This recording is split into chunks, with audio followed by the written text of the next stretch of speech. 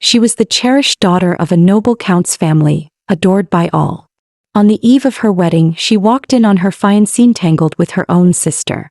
When she refused the shameless man's obscene invitation to a threesome, she was poisoned, then abandoned in the endless wasteland, left to die as the venom consumed her body.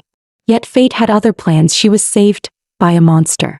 When she opened her eyes again, she was greeted by a face as gentle and radiant as an angel's. Catherine. Who are you? Where am I?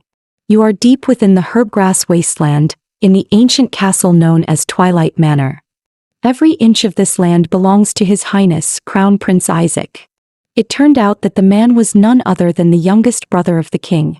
Even Richard, the fiancé, once looked down on her, had to bow respectfully and address him as Your Highness, Uncle. It was said he was a war hero, handsome, brilliant, and wealthy beyond measure, the untouchable dream of every noble lady in the royal capital. Yet no one expected that such a man would fall into the allure of dark magic. Straying down a forbidden path, he left the capital behind, choosing solitude in the depths of the herbgrass wasteland, cutting ties with the world and vanishing from the royal court ever since. Lily bowed deeply to express her gratitude for the man who had saved her life, but her weakened body faltered and she nearly fell. Isaac caught her swiftly, his hand firm yet gentle as he steadied her in his arms. I know who you are, he said softly, his tone calm but heavy with authority. Lily Roland, daughter of Count Roland, the unfortunate girl who almost became the prince's bride. Catherine's potion saved your life, but both dark magic and poison are venom against venom. That you've been asleep for 2 days. Your body is still frail, you need rest. Lily froze. The ceremony had already passed. The royal wedding was over. She could only imagine the disgrace and punishment her parents must now endure. Miss Lily, Isaac's voice deepened, smooth as silk yet etched like steel. Do you seek revenge? Your childhood fiancé, and that illegitimate sister. After what they've done to you, do you not hate them? Of course Lily hated them. But she was just a sheltered noble lady who had never stepped outside her home. Beyond embroidery and potion making, she knew nothing of the world. Her only dream before today had been to marry into the royal family, to live as a gentle, dutiful wife. How could someone like her ever stand against the mighty Stuart royal house? Or against Bella, the woman tainted with witch's blood? Her tears fell uncontrollably and her head sank lower and lower. The next moment Isaac lifted her up, holding her steady against his chest.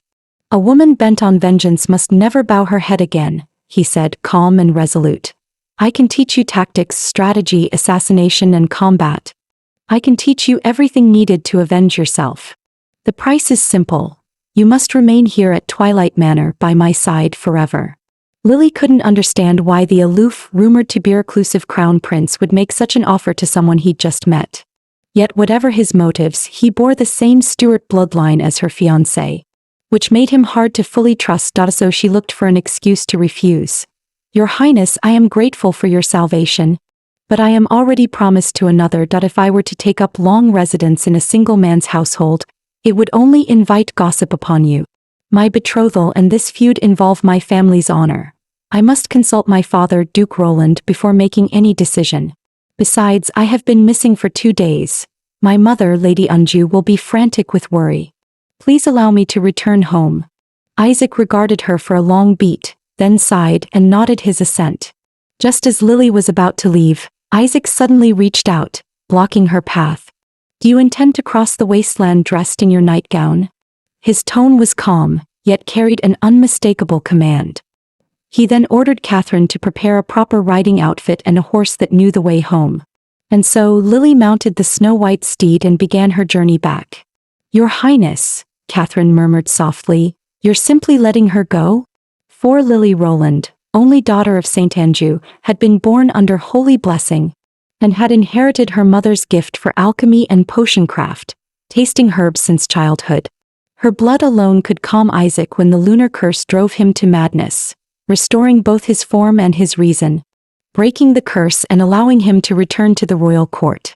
Yet all of this had already been foreseen by Isaac. He knew one truth beyond doubt. Only by letting Lily go, by allowing her to face despair and betrayal with her own eyes, would she come to understand, and willingly return to him.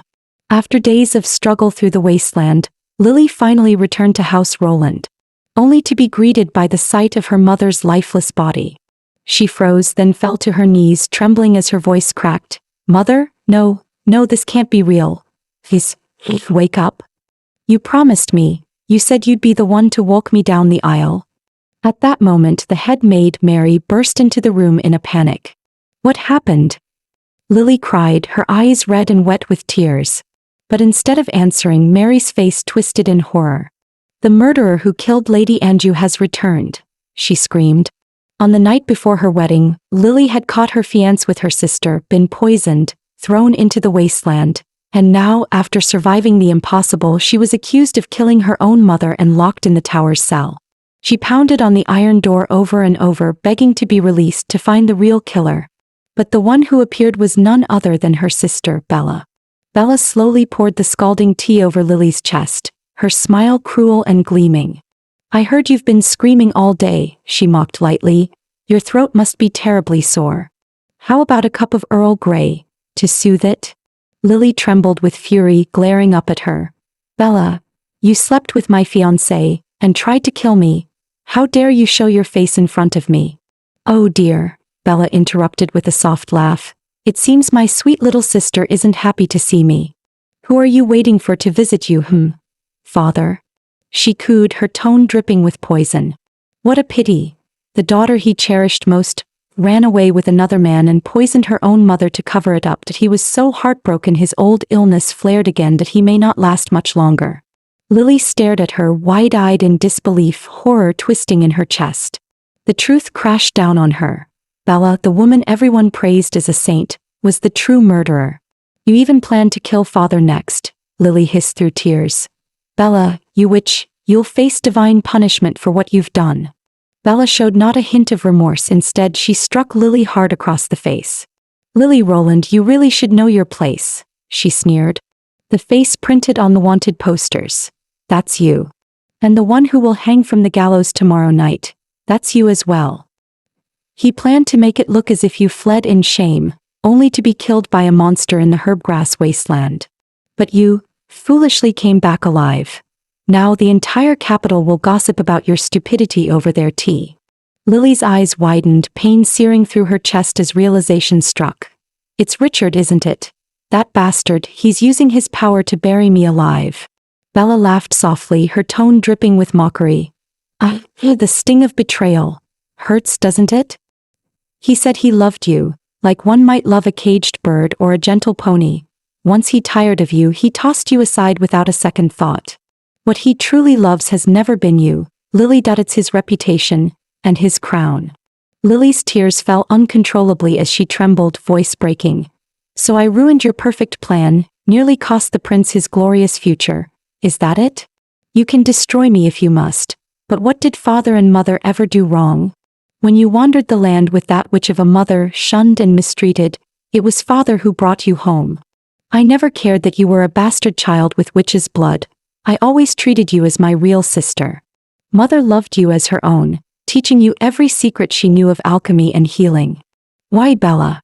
Lily's voice cracked, pain and disbelief colliding in her chest. "Why would you do this to them?" In the next breath, Bella intoned a strange incantation. Dark green vines erupted from the floor, coiling tightly around Lily until she was bound fast. It became clear that Bella had hated her from childhood. That hatred had long since fermented into something poisonous. Lily had been born under the halo of a saint, showered with blessings and adoration, while Bella, as the daughter of a witch, had lived a life of scorn and exclusion. Her resentment had festered into rage. Bella could not accept why both sisters loved Richard, yet only Lily was chosen, granted an alliance with the royal house, a future of honor. Bella was left to meet Richard in shadowed corners, a secret amusement. She was treated as something expendable. "You mean to say this is our fault?" Lily shouted, fury tearing at her throat. "That we should be blamed because we didn't hand you everything you wanted on a silver platter?" Bella's smile curled like a blade. "Yes, Lily Roland. When you are dead, everything you possess will belong to me. Out of what you would call sisterly mercy, I'll see to your burial myself." With that, the iron door slammed shut once more, the cold echo sealing Lily's fate.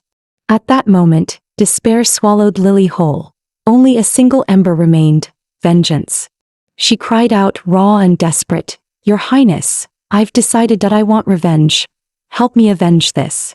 "Miss Lily, your plea has been heard," came a cool, measured voice from the shadows of the tower. Outside the window, a strange raven beat its wings, an otherworldly shimmer of magic trailing from its feathers. In an instant, the heavy shackles binding her snapped and fell away. The raven was no ordinary bird. It was Kellen, the Crown Prince's most trusted spy in disguise. He had been sent to extract Lily and return her to Twilight Manor. With soldiers posted heavily at the tower's base, the only way out was by air. Lily was terrified of heights, but faced with the prospect of a public hanging at dawn, she steeled herself. With a deep breath, Lily steeled herself, then leapt into the night, eyes shut tight. The wind howled past her ears before she landed safely upon the broad wings of Kellen, now transformed into a massive raven. The sudden appearance of the monstrous bird sent the guards below into chaos. Their shouts echoed, branding Lily as a witch possessed by evil. Yet compared to the pain of betrayal and loss, such rumors meant nothing to her anymore. Back at Twilight Manor, Lily changed into a long black gown. Her fingers gently traced the delicate necklace resting in her palm. "Mother, your necklace is so beautiful. It looks like the colors of the forest and the lake." "This necklace," her mother had once said, "was my wedding gift from your grandmother.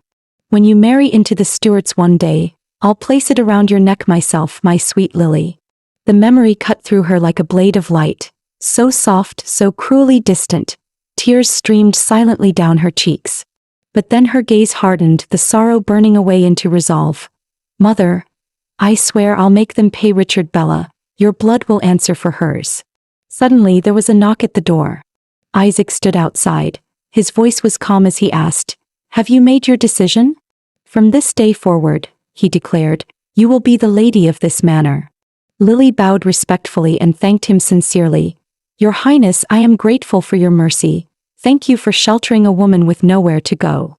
She pressed on with her worry. "But I am now shunned by my family and wanted by the crown. Keeping me here, wouldn't that bring you more danger than benefit?" Her eyes searched his face. "I must know, why are you helping me?" Isaac allowed a faint, inscrutable smile. "You are surprisingly perceptive, thinking from my point of view. Very well, I will tell you." He spoke plainly with an edge of cold honesty. "It is for your blood. Years ago I was struck by a stubborn curse," he continued. "Your blood can mitigate its effects." Isaac leaned close to her ear and whispered, "In return, on every full moon, your blood will be used to brew the potion that relieves my curse." Hearing this, Lily rushed forward, first studying Isaac's eyes with trembling hands. Then, with a boldness born of desperation, she loosened his collar. There it was, the mark on his chest, the binding of the lunar crown. So this was why the Crown Prince had withdrawn from court and secluded himself in the wasteland. On every full moon he was consumed, transformed into a creature devoid of reason, racked by torture that pierced to the bone. He would slowly lose his humanity, becoming a savage beast, some cursed to slaughter those they loved before spiraling into madness and death. Lily guessed what she must. Kellen Farrell's raven form too had been forced by the curse. Isaac explained that Kellen had once been his shadow attendant, bought from the slave market and bound to him ever since. On the night the witch struck, Kellen took upon himself a portion of the curse's burden, and it is because of that sacrifice that Isaac has been able to retain his reason until now. Otherwise he would have become either a beast or a hollow shell of a man long ago. Isaac swore, voice low as iron, that he would find the woman who cast the curse and the hidden hands that ordered it, and make them pay 1,000-fold for what they had done. Two souls bound by the same curse and sorrow, 2-inch little bitter gourds, as fate mocked them, found an unspoken understanding. Lily smiled faintly. "A bit of blood in exchange for your help, that's a fair bargain, wouldn't you say? If you trust me, your Highness, allow me to brew something to ease your pain." As they spoke, the door creaked open. Catherine entered, carrying a sealed letter from the royal court. What she saw froze her in place. Isaac was leaning close, his lips pressed to Lily's neck, drinking her blood with slow, deliberate restraint. After a stunned silence, Catherine's lips curved into a wry smile. "Miss Lily, rest assured," she said softly. "My lips are sealed. Whatever passes between you and His Highness, shall remain our little secret. Seeing Catherine's misunderstanding, Lily hurried to clarify, don't get the wrong idea. I only wanted to observe His Highness's cursed symptoms so I could figure out the right remedy. Catherine took her hand, eyes earnest and hopeful. I've heard the binding of the lunar crown is exceptionally rare. Even Callan and I, combining our magics, can only barely lessen the prince's fits and the destruction they bring. Miss Lily, you actually know how to break curses. That's remarkable, Catherine said, equal parts surprise and admiration in her voice. Lily lowered her gaze, a faint blush tinting her cheeks. I'm no seasoned exorcist, but I simply grew up beside my mother, learning herb craft and remedies by watching her day after day. But if I could use my blood as the catalyst, and brew a potion that helps ease the crown prince's curse, then it would be my way of repaying the debt for saving my life, wouldn't it? Afterward, Isaac began showing Lily around the castle. I've asked Catherine to prepare a guest chamber for you, he said. From now on, it's yours. This is my library. Aside from the locked forbidden tomes, you may read anything you wish. Lily looked around in awe. There are so many books. History, folklore, magic, alchemy, and even ancient Eastern herbology texts. Isaac gave a faint smile. I often practice swordsmanship in the courtyard there. Did I end time? I'll teach you to handle a bow and dagger. Thinking of her revenge, Lily nodded firmly. I can do it, I will do it. She then noticed the open ground beside the courtyard. Your Highness, may I grow herbs there? She asked hopefully. Isaac led her to a chamber filled with the scent of herbs and potions. This will be your workshop. Lily's eyes brightened. Thank you, Your Highness. I can finally prepare your medicines properly here. Isaac gave a small nod. That concludes our tour. I must return to the Palace of Serenity for a brief matter. If you need anything, ask Catherine or Farrell. Just as he turned to leave, Lily suddenly called out, Your Highness, wait. She seemed troubled. I'm a healer, she said softly. I can sense when a patient's emotions are unsettled. After you read the king's letter, you appeared calm, but your spirit felt restless. Since we now share the same cause, please, let me help you too. Isaac fell silent for a long moment, his expression unreadable. My affairs are none of your concern, he said coolly. With that, he turned and walked away, his footsteps fading down the corridor. Lily stared after him, whispering under her breath as she mixed her herbs, I should have known better. Just because he saved me doesn't mean he's my friend. You're no longer the Duke's daughter, Lily, she murmured to herself, voice trembling slightly. You're a guest here, a tool that he shelters you only for your blood. Fine then. Give him what he wants, and use him to get what he want. Taking a deep breath, she sliced her palm and let a few drops of blood fall into the potion, beginning her first true experiment. Soon, the mixture released a rich, almost sweet fragrance that filled the room. It caught the attention of a curious Callan. He tilted his head, then gently pecked at the vial's rim. In an instant, the potion blazed with light. Out of the glow, a tall man with dark skin and sharp, striking features emerged from thin air. The sudden sight made Lily cry out, stumbling backward in shock. The man raised his hands quickly, laughing awkwardly. My apologies. I didn't mean to startle you. I didn't realize your potion was that effective. I haven't been human in years. And, apparently I forgot I'm not wearing any clothes. Lily realized that Callan's transformation must have been triggered by her blood. 183. But the herbs used in the potion were all ordinary. She estimated that his human form could last no more than half a day. Then if we use rarer ingredients, Callan guessed, could it last longer? In theory, yes, Lily replied, but it needs testing, and some ingredients, like unicorn mane or mermaid scales, are priceless and nearly impossible to find. Callan grew excited at once and dragged her toward the market.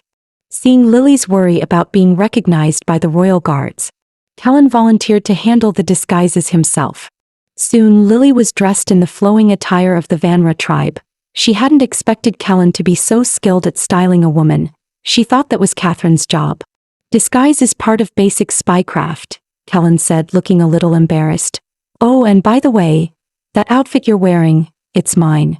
Lily blinked, picturing dark-skinned Callan in women's clothing, and couldn't help but find the image oddly amusing. The two of them arrived at a small, secluded shop. To their surprise, it actually carried mermaid scales. And not just any kind. These were from an adult male mermaid, one of the strongest alchemical materials known. Callan's eyes lit up, and with a confident wave he bought out the entire stock. The next moment Bella appeared at the entrance. She too had come for the mermaid's scales. Her sudden appearance made Lily tense instantly. She instinctively pulled down the veil over her head to hide her face. Bella's gaze lingered on her back, a flicker of suspicion in her eyes. Then she sneered, "A low-born Vanra servant. How could you possibly afford something so valuable?" Bella snatched the mermaid's scales right out of Lily's hand. "What is this for? Brewing another love potion to lure men?" She sneered. "I'll take this scale. And these? Ice toad oil, black cat whiskers, moonlight flowers, mandrake roots. Wrap them all up." The shopkeeper, Isis, hurried to intervene. "Ladies, please. Both of you are of noble standing.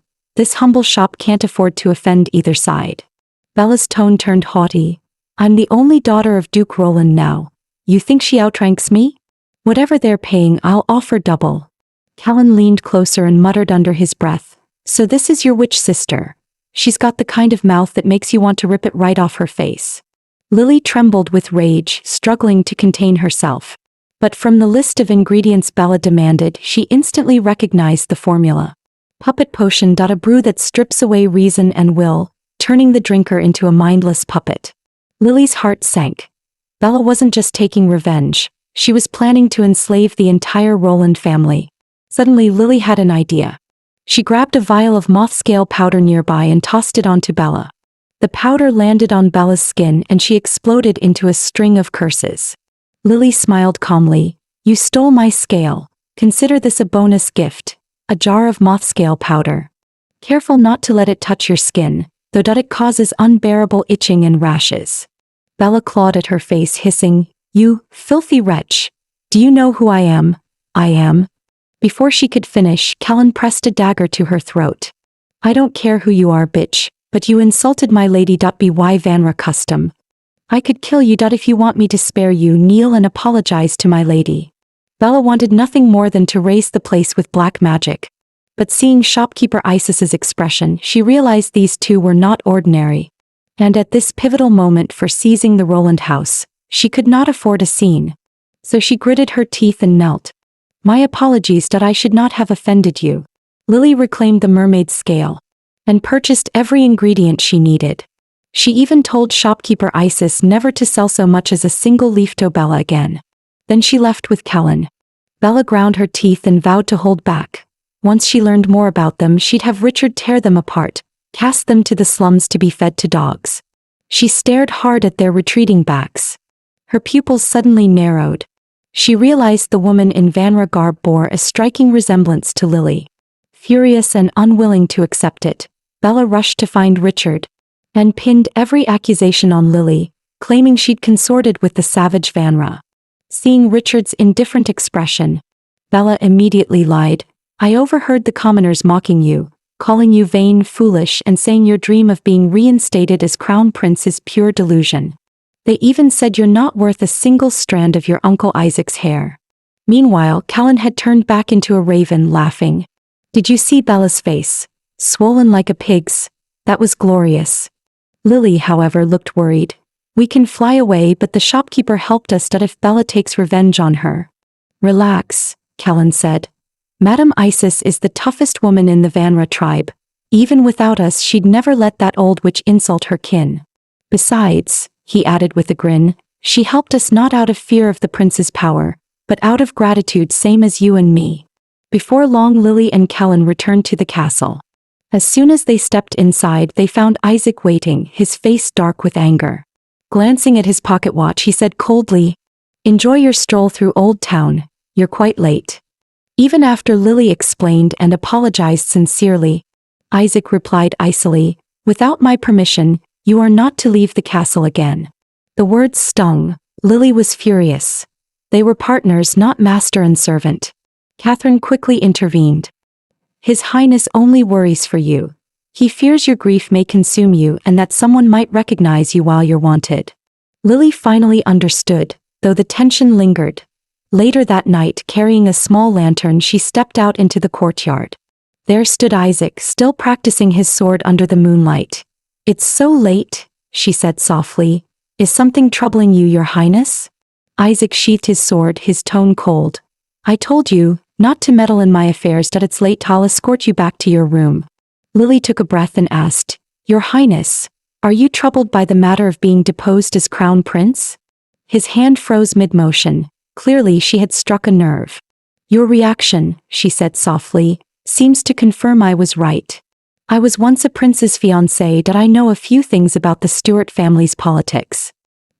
He wanted to marry me only to use the Roland house to expand his own influence. And your elder brother, the king, outwardly warm, but there are whispers he fears your military merit. Whoever cursed you must know you well. They need you alive, yet disgraced and forced away from the center of power. If you consider who stands to gain most, Your Highness, your situation becomes clear. Isaac wasn't offended. In fact, he found it far easier to speak with someone intelligent. Next month, the royal palace will host a family banquet, he said. If I fail to attend, the king will officially announce the removal of my title as crown prince. And that night happens to be the blood moon. Clearly, the king knows I'm bound by the lunar crown curse. I have to attend. Brew me a potion that will let me stay sane. Lily nodded firmly. I promise, you'll face that night with clear mind and sound body. Isaac's expression softened into a faint smile. I'm also short one dance partner. Would this charming lady care to accompany me? Lily hesitated, her voice lowering. If my identity were to be exposed, it might bring you trouble. Isaac had already anticipated her concern and prepared a new identity for her. Princess Lilith of the ancient kingdom of Leonia, he said with a faint smile. Would you do me the honor of pretending to be my fiancé? 3 days later, the herb shop suddenly caught fire. The arsonist behind it was none other than Richard. In the ashes they found a burned woman's body, her hand still wearing a green gem necklace, and declared that Lily Rowland was dead. But the entire scene had been orchestrated by Lily herself, a perfect illusion to fake her death. From that moment she would become Lilith of Leonia. To prepare, there was much she needed to learn. Swordsmanship, horsemanship, etiquette, and art, all essential to her disguise. And within a single month she had to master the language and history of Leonia. According to ancient records, Leonia, the pearl of the Lauren Sea, was once a kingdom blessed by the gods. The royal women carried the bloodline of holy white magic, commanding the forces of nature and purifying all corruption. Under the protection of generations of queens, the kingdom flourished in peace for 700 years. But in the shadows, change was quietly brewing. Those who sought to overthrow the queen's rule, yet feared the might of white magic, one day summoned demons. The heretics who gained power through such worship called themselves witches. They bartered evil deeds for the strength of curses. Their blasphemy angered the gods, who sent divine punishment upon the land. Catastrophe struck Leonia. Mountains crumbled, fire rained from the sky, and the once prosperous kingdom sank beneath the sea. From then on, witches were branded as harbingers of misfortune, hunted, exiled, and forced to wander the world. Reading the history, Lily recalled what her mother once said. The great volcanic eruption had happened the very year she was born. The ash had drifted into the Crescent Kingdom like snow in summer. What happened to Leonia's royal family? She asked Isaac. With such power, surely they survived the catastrophe? Isaac's gaze darkened. They bore the burden of the crown and loved their people more than life itself. For them, dying with the kingdom was an honor. Some say they fought the disaster until the final moment, perishing with their nation beneath the sea. Others claim the last of their bloodline fled to the Crescent Kingdom and now live among us, hidden. Isaac admitted that he had once searched tirelessly for traces of Leonia's legacy, but found nothing. If their blood truly holds the power to purify all corruption, Lily murmured, then perhaps it could also break your lunar crown curse. Isaac fell silent for a moment, then said, Exactly. When the blood moon rises, I'll appear before them as if freed. The ones behind this curse will think I've broken it and they'll move. Thus this time Isaac's plan was to use her as bait to draw out their enemies. He asked solemnly, Are you afraid? It's not too late to back out. Lily answered firmly, You chose me as bait because you need me. It shows the danger you face now that you cannot face it alone. Don't worry. Learning a language is nothing to me. It's far easier than swordplay or assassination. From then on, Lily buried herself in her studies. often falling asleep without realizing it. Seeing her like that, Isaac walked over and gently draped a blanket over her shoulders. Watching her exhaust herself, a flicker of tenderness crossed his eyes. Quietly he lifted her in his arms and carried her back to her chamber to rest. As he gazed at her sleeping face, lost in thought, a sudden wave of agony from the curse struck him. His muffled groan broke the silence, waking Lily from her sleep. She opened her eyes to see Isaac's face covered in sweat, his body trembling in pain. Realizing the curse had flared up again, she quickly offered her blood to ease his suffering. At that moment the Duke's face twisted into something monstrous. His elegant hands turned into claws sharp enough to kill. Like a beast driven by instinct, he pinned Lily beneath him, his fingers tightening around her slender neck. Though part of her was willing to endure it, the crushing dominance made her struggle instinctively. Just as his fangs were about to pierce her skin, Isaac suddenly jolted awake, his eyes clearing. He shoved her away. Clutching his head in agony, he roared, "No! This isn't me! This isn't me!" Lily, confused and worried, tried to reach him, but he pushed her aside and fled the room in a panic. She hastily threw on her robe and ran after him. Isaac, now like a wounded beast, leaned helplessly against his maid, trembling.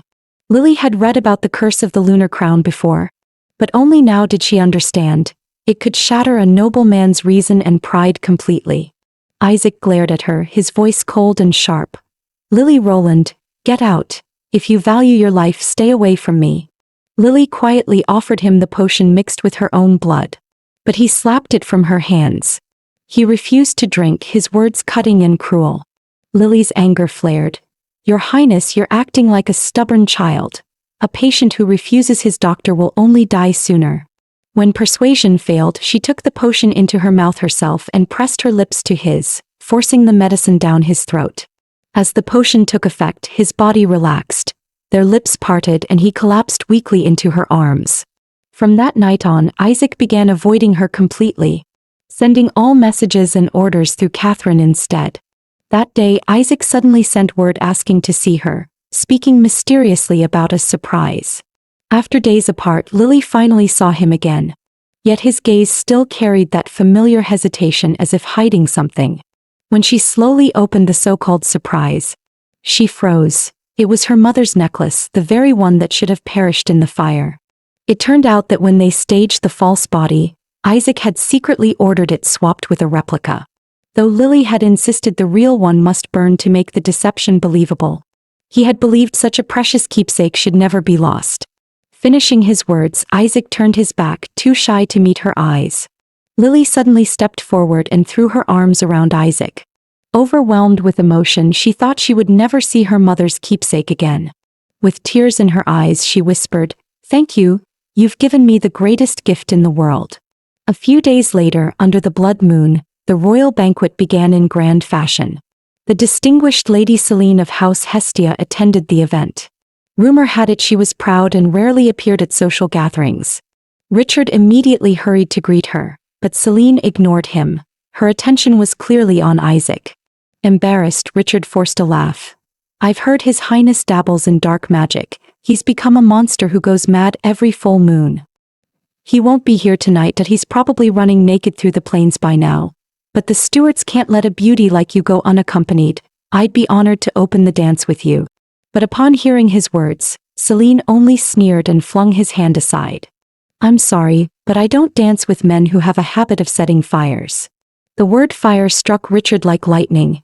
His face went pale, frozen in place. Murmurs rippled through the ballroom.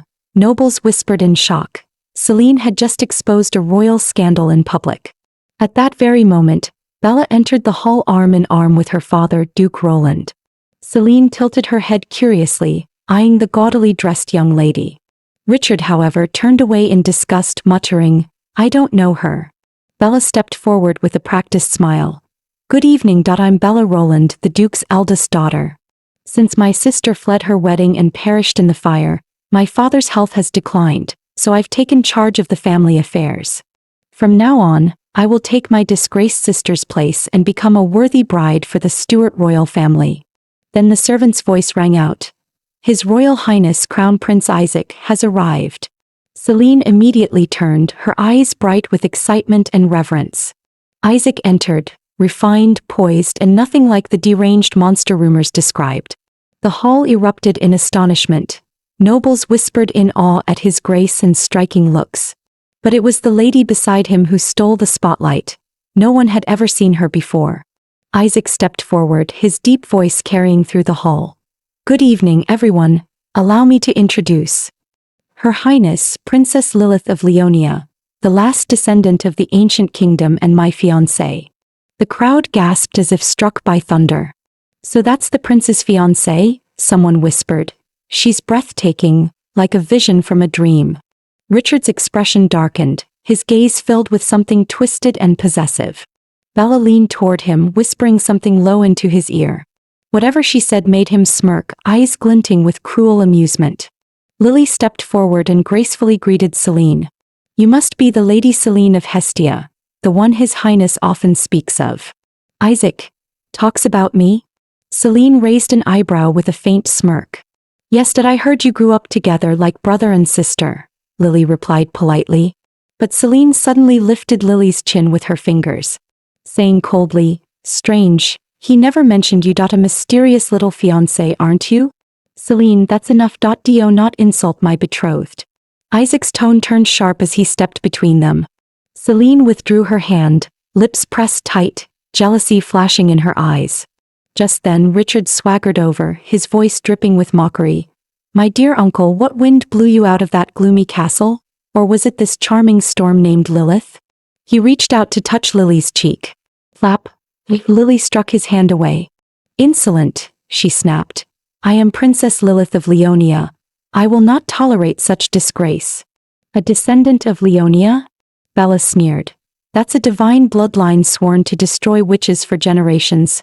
How could one marry a man cursed by dark magic?" Hearing this, Lily bristled with anger, ready to speak up. But Isaac raised a hand, stopping her with a calm yet commanding gaze.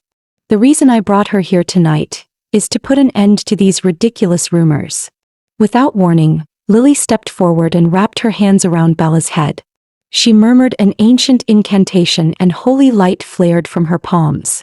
In the next moment, a mess of colorful flowers and vines burst from Bella's hair, twisting wildly. Lily smiled sweetly. "You've already dressed yourself like a walking jewelry cabinet. Allow me to add a few more ornaments." Laughter rippled through the ballroom. Bella stood frozen, face red, looking like a furious roasted turkey. Celine's eyes widened in shock. That's the prayer of the divine maidens. Could she truly be a descendant of Leonia's holy bloodline? Isaac stepped forward, voice firm and clear.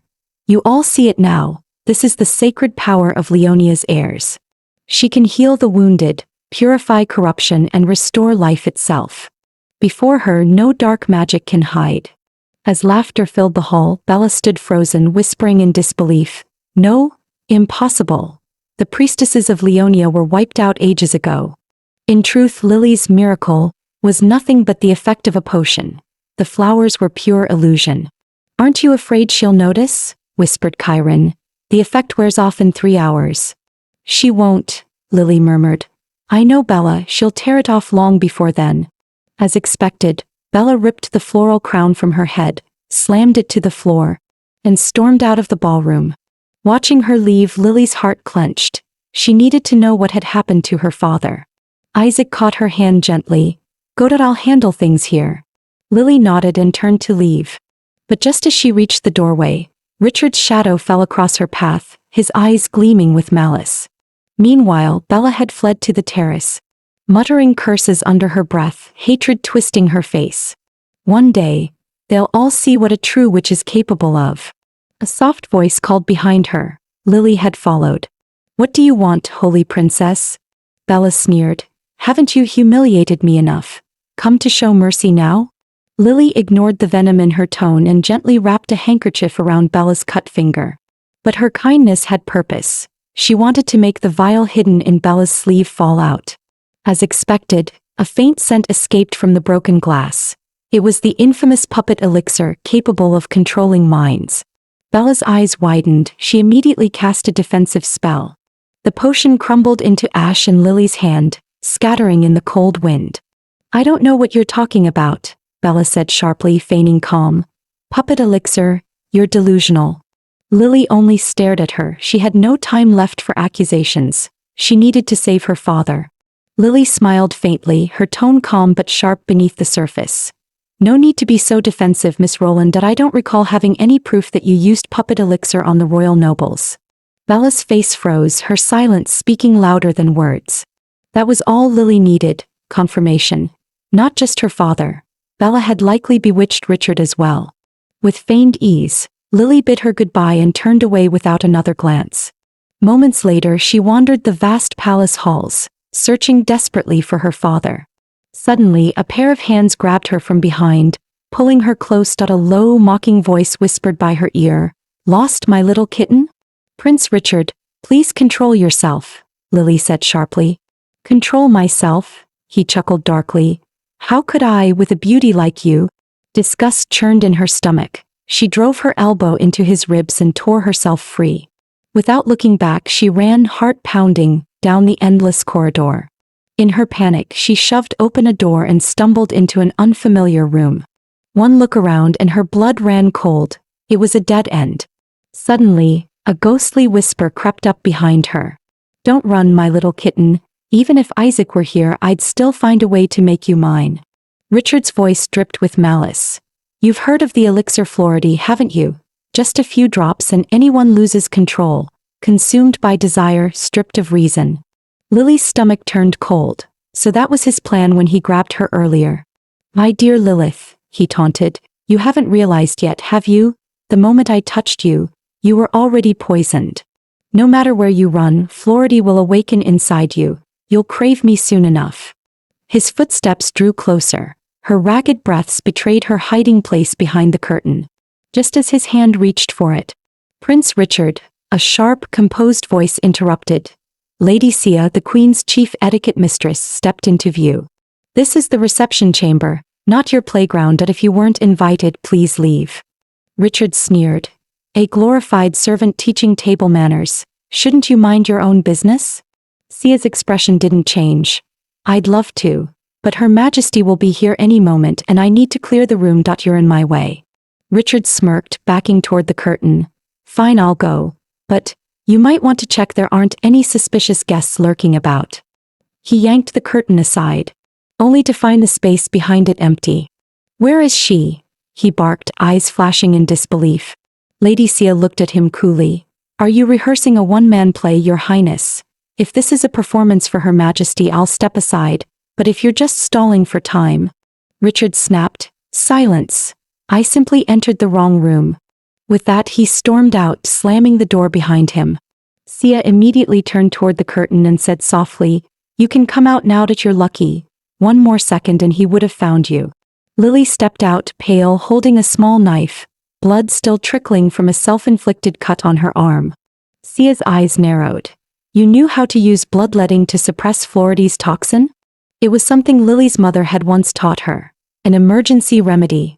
Another minute and she would have fully recovered. "You're clever," Sia said quietly, "leaving your shoe behind to distract him. If I hadn't come in time, you might have killed him yourself." Lily looked up, confused. "Why did you help me?" Sia's lips curved into a cold smile. "Do you think this is the first time he's done something like this? There are already over 5 victims. Floridi is a restricted poison. Richard couldn't have obtained it legally. He must have an underground source. Men like him are a disgrace to the royal family." Lily frowned, puzzled. "Then why don't you expose him? Why let him roam free?" "The Queen protects him," Sia said quietly, her tone laced with weary disdain. "And when nobles commit such crimes, there's always someone to clean up after them. Unless it becomes a public scandal, no one can touch him. Don't linger. Leave before Her Majesty arrives. No one else will ever know what happened here tonight." Lily rose and bowed deeply. "Thank you, Lady Sia, that I'll never forget this favor." But as she turned to go, Sia called out, "Wait. If I recall correctly, the blood you let out to suppress Floridi's toxin carries about 1/8 of its poison. So tell me, what exactly do you plan to do with that vial?" Lily didn't flinch. Instead she smiled playfully. "Please keep it between us, won't you?" She knew Richard too well. He would never stop until he got what he wanted. And indeed, moments later, the furious prince stormed into Bella's chamber. Use your witchcraft. Lure that Leonia wench, Lilith, to my room now. Otherwise, I'll take this to the queen herself. And tell her that all my sins were your doing, witch. Bella froze. The man she had served so faithfully was threatening her like common filth. To him she was nothing but a disposable toy. Rage and humiliation surged through her like fire. She raised her hand, chanting softly. The puppet elixir flared to life. In an instant the arrogant prince's will collapsed. Richard dropped to his knees, eyes empty, crawling to Bella's feet like a broken hound. Bella, drunk on triumph, was just about to savor the role reversal, when sparse footsteps sounded at the door. She went out to check warily, only to find the corridor empty. But when she turned toward the terrace, Richard stood there holding a candle burning Florida essential oil. Richard, already corroded by the toxin, clung tightly to Bella. And Bella could not resist the sudden effects of the drug either. The two of them immediately began to tumble together, oblivious to anything else. Meanwhile, Lily had not been idle. With clever words she had lured the guests out onto the terrace. And the arriving guest happened upon the two in the act. Everyone was aghast. The pair who had been lost in passion snapped back to clarity instantly. Bella hastily pulled her close together and tried to explain that things were not as they appeared. But Richard pushed her aside before she could. "You witch, how dare you drug me?" he shouted. Yet his protestation only failed to convince. It instead sparked heated discussion. "I heard he's used potions on palace maids more than once. Maybe the rumors are true," someone murmured. Enraged by the guests' whispers, Richard roared, "Silence! I'll call the royal guard and have you all arrested." Lily feigned concern and reminded him, "Your Highness, this is an important royal banquet that I suggest you control your temper. Don't make a bigger scene." Richard's face flushed red with rage. "You self-righteous wretch. You dare order me around, you're nothing but—" Before he could finish, the queen arrived at the scene. Seeing her, Richard instantly fell to his knees, desperately denying responsibility and placing all the blame on Bella. Bella quickly explained, "It's not true. We were about to be engaged. Why would I sabotage myself?" Lady Shia whispered to the queen, "Since their stories contradict, perhaps it's best to send them both to the Holy Tribunal for investigation." At that moment, Lily stepped forward holding the vial. This forbidden drug was indeed taken from the royal pharmacy by Miss Bella. Bella shouted in panic, "Lies! She's the one who set me up." But her heart was pounding. That's impossible. She had destroyed that vial herself. Lady Shia took the bottle, examined it carefully and said, "Yes. This is the banned potion, Florida." Lily continued, "I verified its serial number. During the recorded checkout time, only Miss Bella entered the storage room. The attendants can testify. And this matter is hardly unrelated to Prince Richard, for Miss Bella used his clearance pass to enter the pharmacy. Whether principal or accomplice, their sins are equally grave. The girls who fell victim to this potion were all innocent. Your Majesty, I implore you to deliver justice, and cut off this poison at its root." Hearing those words, the queen turned to Lady Shia as if seeking her counsel. Lady Shia spoke calmly, "Your Majesty, you've already given them far too many chances." The queen raised her hand and two guards immediately stepped forward to seize Richard. Richard roared, "Busybody, so what if it was on my orders? I'm a prince. Don't I deserve everything this palace has to offer?" Lily glared coldly at him. "You don't deserve it. Nobility means setting an example, not abusing power." Bella froze upon hearing those words.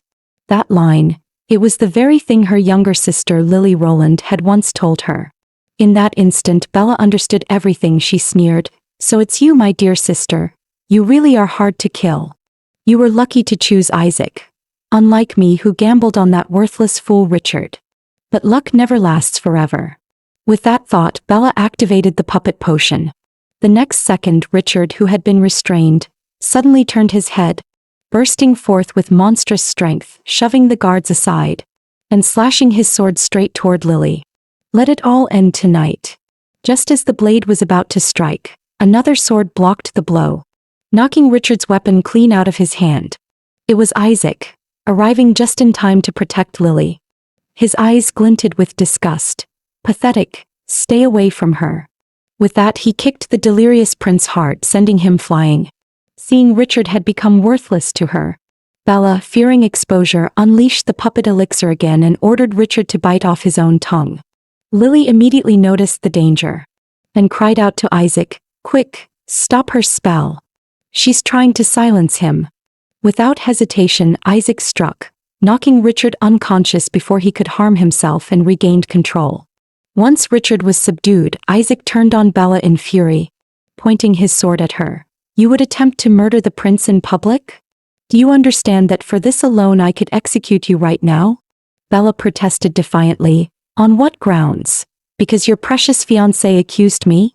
Lily replied calmly, "Prince Richard's behavior is abnormal, clearly showing symptoms of puppet elixir intoxication. Check the purchase records of the apothecary Bella frequents. You should find evidence of the potion's manufacture."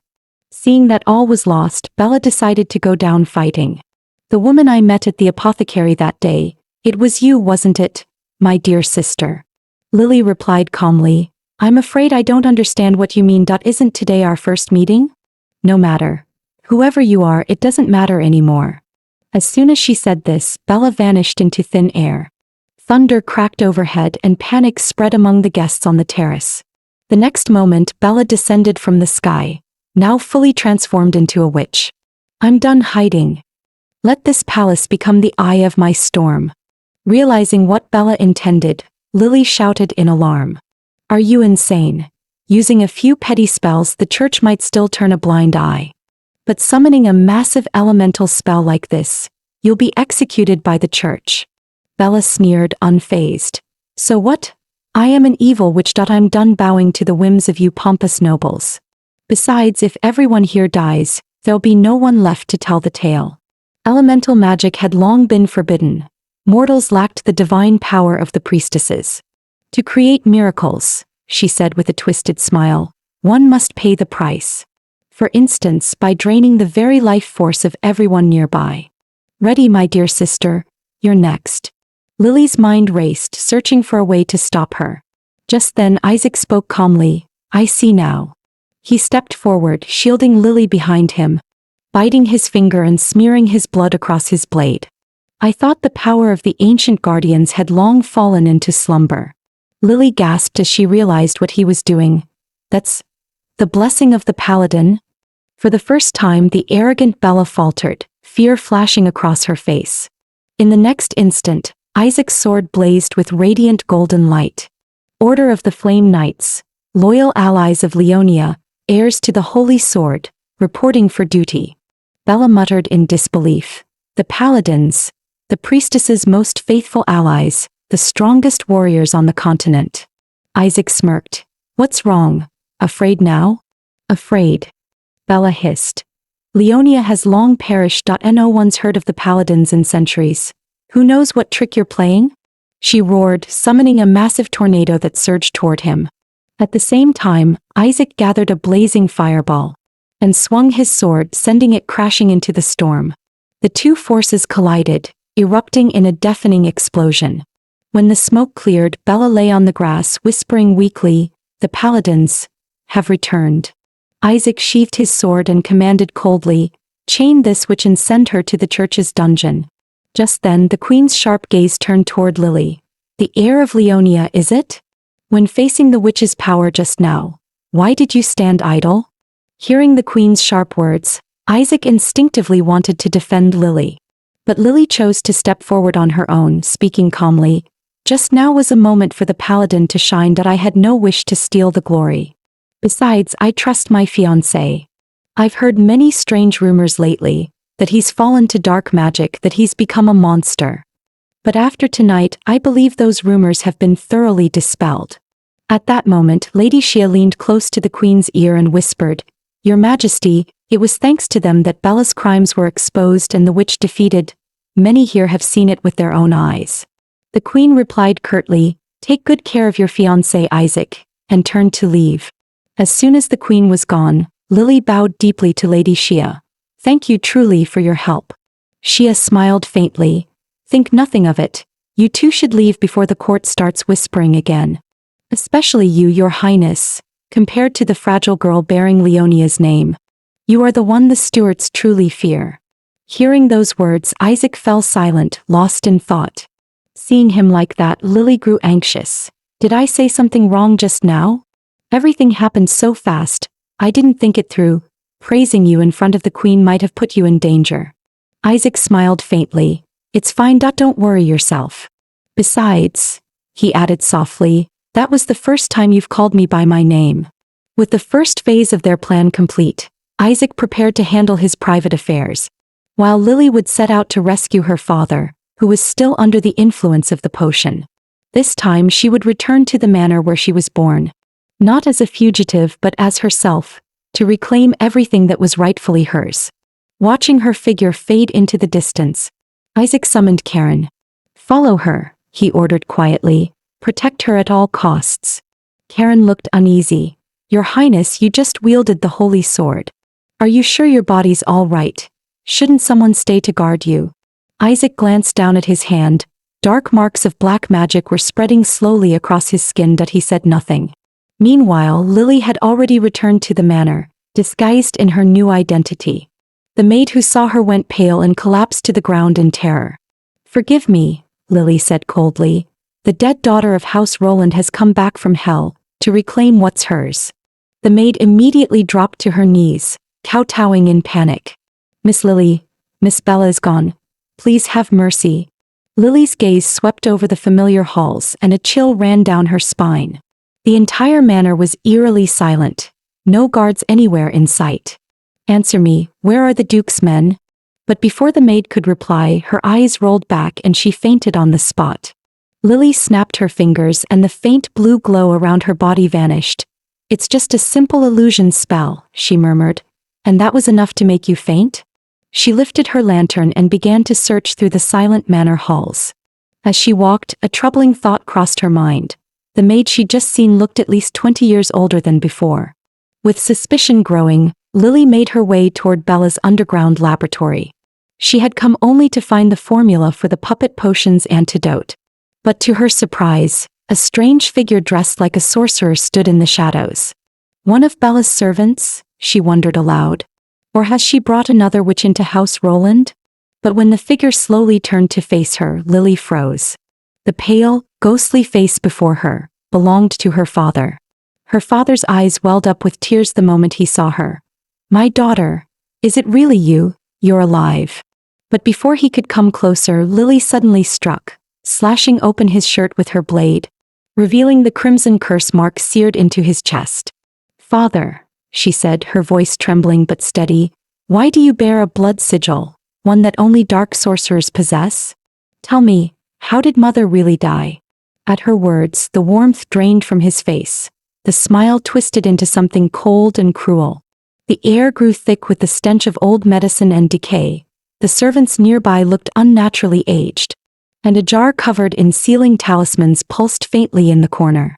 Lily lifted the lid, and inside lay ashes, unmistakably human. Everything fit together at last. Her father had never been under the puppet potion's control. A black chain of magic coiled around her throat, choking her breath away. "I've grown old. My body rots, my strength fades. Only the demons can grant me new life. Your mother was the first sacrifice for the blood curse. And now it's your turn, my dear daughter." With that, he raised a black crystal glowing with sinister light, and drove it toward her chest. But just in time, Karen burst through the door. Knocking his arm aside, the crystal shattered into pieces, scattering in a burst of dark light. Unexpectedly, in the next moment, he too was bound by dark sigils. The Duke sneered, "Once you step into this cellar, you fall within the blood curse reach. No one can resist me. Come, become my food." At that moment, a strange figure appeared. "Opponent, who are you speaking of?" It was Isaac, transformed into a monster. The Duke cried in terror, "A monster? No, you are Crown Prince Isaac." Now near madness, Isaac snarled, "Duke Roland, in the name of Stuart, I sentence you to death." In the next instant, horrific blood spilled. The Duke was struck down on the spot. Yet Isaac too had lost himself utterly. Lily had just been saved and hadn't even caught her breath, when Isaac suddenly seized Kellen by the throat, snarling, "Useless servant! I told you to protect her. His eyes burned crimson. One more moment and he would have killed him. Then a pair of trembling hands pressed against his chest. Lily forced herself to stand, staggering forward to face him. Please, Isaac. Don't do this. No matter what's happened. This isn't you, please. Wake up, Isaac. Please wake up. Don't do something you'll regret. In that instant, all the memories they had shared flooded back into his mind like a tide. He murmured weakly, I'm sorry, Lily, I'm back. Don't cry. I don't want to see you sad. With those words, Isaac collapsed into her arms, unconscious. After a week of unconsciousness, Isaac finally opened his eyes. The first thing he saw was Lily sitting beside his bed, eyes full of hope. Still dazed, he instinctively pulled his hand away from hers. The unexpected gesture struck her like a blade. She lowered her head and ran out of the room without a word. Isaac froze, fragments of that bloody night flashing before his mind. He had killed her own father, right before her eyes. Am I insane? He muttered bitterly, his chest tightening with guilt. No, that's no excuse. Haven't I desired more? To avenge her, to fight for her, perhaps even to be closer to her. But after everything, she may never open her heart to me again. Just then Catherine entered, carrying a basin and cloths. Your Highness, your curse suddenly flared up.